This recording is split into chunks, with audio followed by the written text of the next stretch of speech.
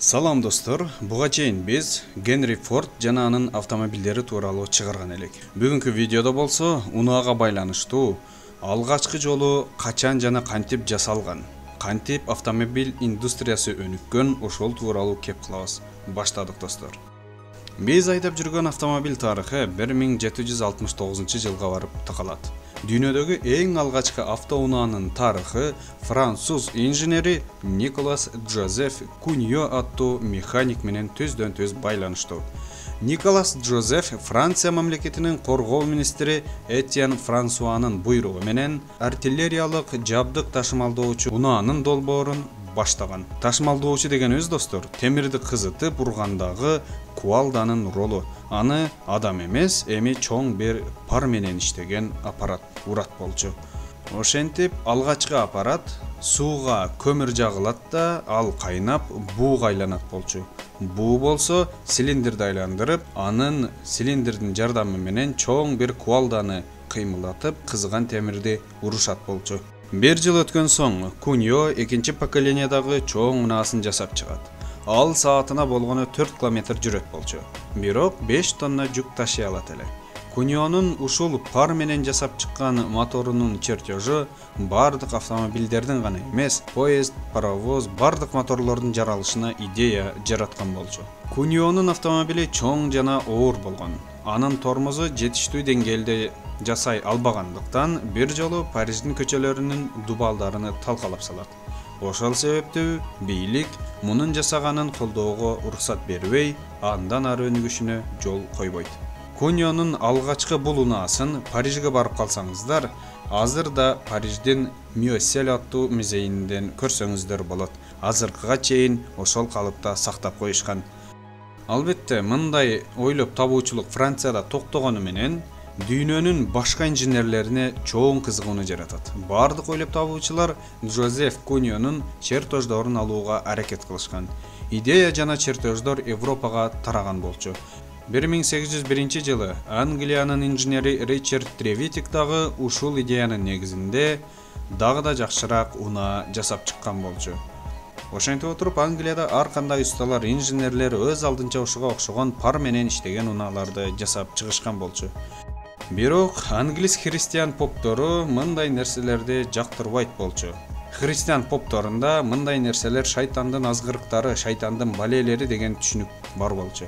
Англияда эми эле автомобиль индустриясы өнүгө баштаганда бул нерсеге бийлик чектөө коёт. 1896 жылдарга чейин бул чектөө жоюлган эмес. Францияда болсо кайрадан инженерлерге чектөөлөр коюлбай, абал жакшыра баштаган болчу.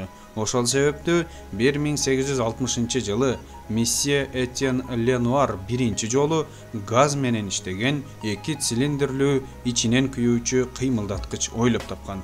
Орусча айтканда двигатель внутреннего сгорания. Мен муну жакшы которо албай калдым, достор, кечирим сурайм.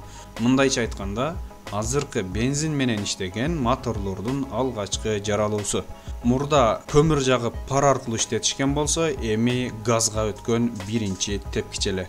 20 жыл өткөн соң 1880 жылы венский инженер Зигфрид Маркус өзүнүн алгачкы бензин менен иштеген автомобилин жасайт. Бул тарыхтагы эң алгачкы бензин менен иштеген автомобиль болуп калды. Ал бензин менен иштеген автомобилге генератор кошуп, жаңы инновациялык жаңылыктар киргизген. Бир аз өткөн соң 1885 жылы дүйнөгө белгилүү конструктор немец инженери Карл Бенц да өзүнүн алгачкы 3 дөңгөлөктүү унаасын жасап чыгат.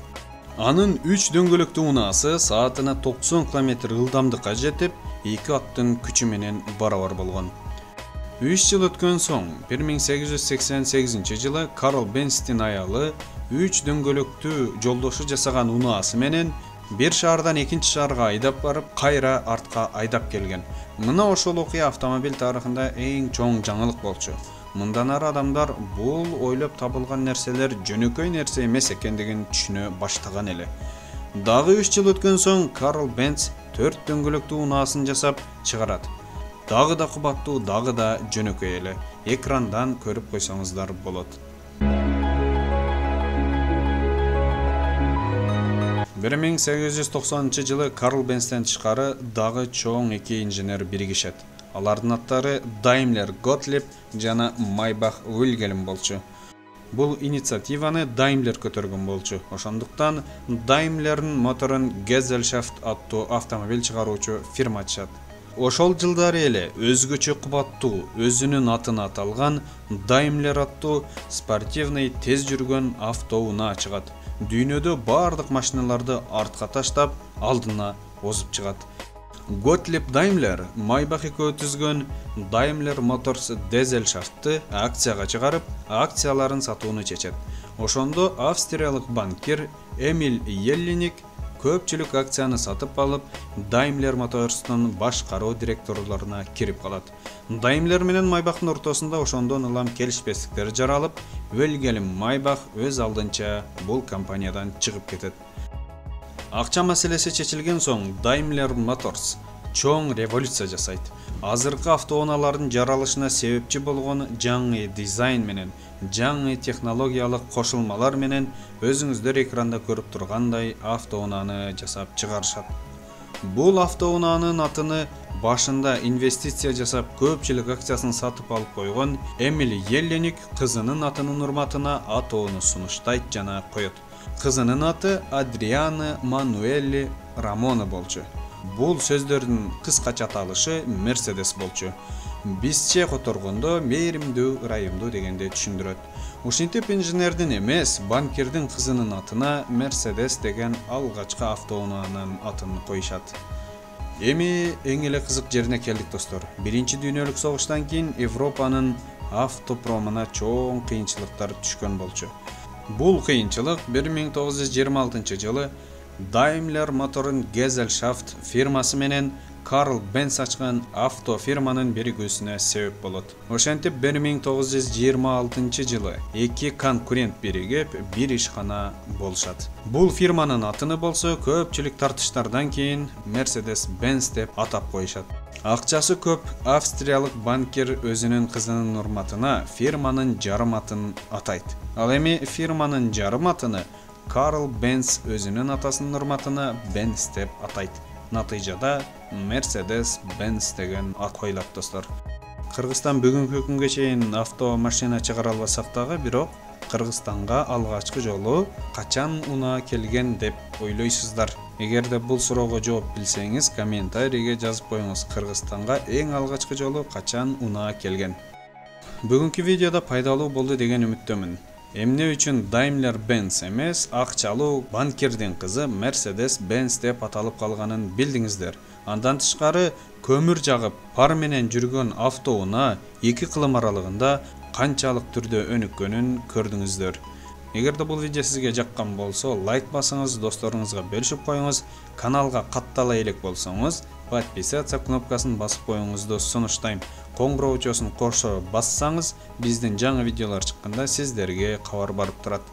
Ал эми биздин каналда жалаң гана пайдалуу видеолор чыгат. Кийинки видеолордон көрүшкөнгө чейин сак саламатта болуңуздар. Урматым менен Дастан Абдурахманов.